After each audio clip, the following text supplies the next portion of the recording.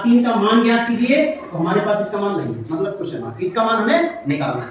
कह रहा है कि x प्लस 1/x का मान 10/3, इसी तरह का मान कितना है 10/3, ये वैल्यू लेकर चलना है और x की घात 3 का मान ज्ञात करना है। बहुत ध्यान से समझने का प्रयास करेंगे।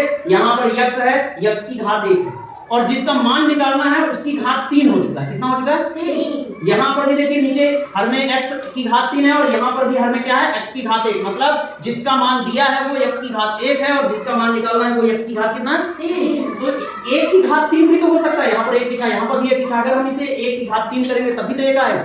हमारा कहने का मतलब ये है कि जो मान दिया गया है उसकी घात 3 कर दिया गया है, तो हमें जिसका मान निकालना है वो मिल जाएगा। अगर हम जो मान दिया गया उसकी घात 3 कर दें तो शायद ये हमें मिल जाएगा। तो हम करते हैं, यहाँ पर कितने बच्चे हैं, एक बच्ची है और एक बच्ची है, तो 2 बच्चे हो गए ना, तो दोनों बच्चों का घन करते हैं। दोनों बच्चों का घन करने पर, घन का मतलब होता है पूरे की घात 3, ठीक है। तो हो जाएगा x प्लस 1/x और पूरे की घात 3 बराबर 10/3 और पूरे की घात 3, ये हो जाएगा a प्लस b की घात 3। फिर वही सर्वसंख्या जो हमारी पिछले दिन से चल रही है, a प्लस b की घात 3 बराबर a की घात 3 प्लस b की घात 3 plus 3ab into a plus b।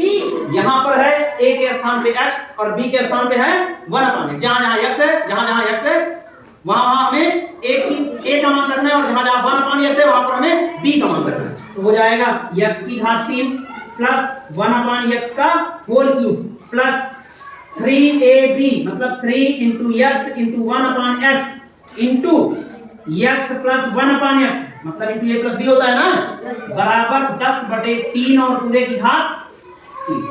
ध्यान से देखेंगे x की घात 3 तो x की घात 3 रहेगा, प्लस 1 की घात 3 जब करेंगे तो 1 आ जाएगा। कितना आ जाएगा बटे x की घात 3 जब करेंगे तो x की घात 3 हो जाएगा, प्लस 3 यहाँ पर देखेंगे x ऊपर है और ये x नीचे है, तो ये दोनों कट जाएंगे आपस में, तो क्या बचा 3 इंटू 1 मतलब 3 इंटू x प्लस 1/x का तो मान हमें दिया हुआ है। अगर हम इसे समीकरण 1 मान लें तो दिया हुआ है x प्लस 1/x बराबर कितना 10/3, तो हम यहाँ रख सकते हैं ना x प्लस 1/x के स्थान पे, यानी इंटू 10/3 बराबर, ध्यान से देखेंगे 10 की घात 3 बटे 3 की घात 3 तो हो जाएगा 10 गुणे 10 गुणे 10 3 बार ना, 10 गुणे 10 गुणे बटे 3 की घात 3 भी तो है ना, तो 3 गुणे 3 गुणे 3।